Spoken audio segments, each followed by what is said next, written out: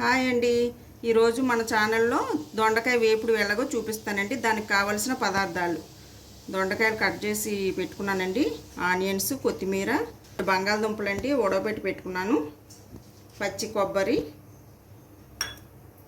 అలానే పచ్చి శనగపప్పు, మినప్పప్పు, ఎండుమిర్చి, కరివేపాకు.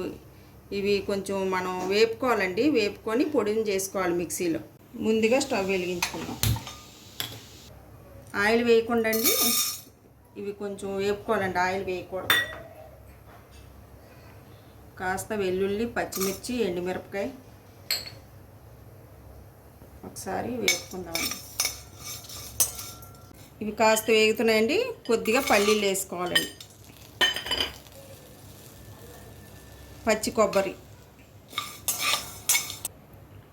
కాస్త ధనియాలు, కొద్దిగా జీలకర్ర,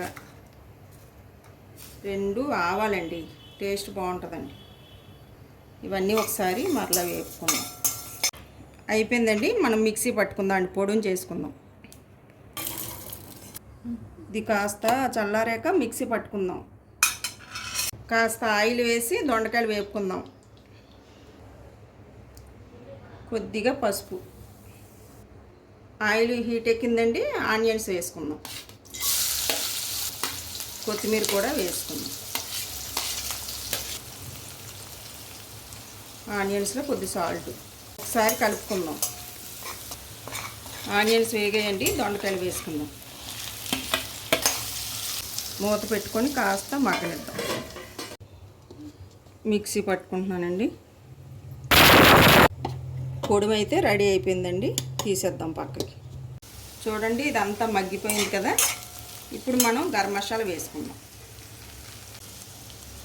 కొద్దిగా పొడి కారం అండి, ఒకసారి కలుపుకుందాం. చూసారు కదండి, ఇలా మగ్గిపోయింది. ఇప్పుడు మనం బంగాళదుంపలు వేసుకుందామండి.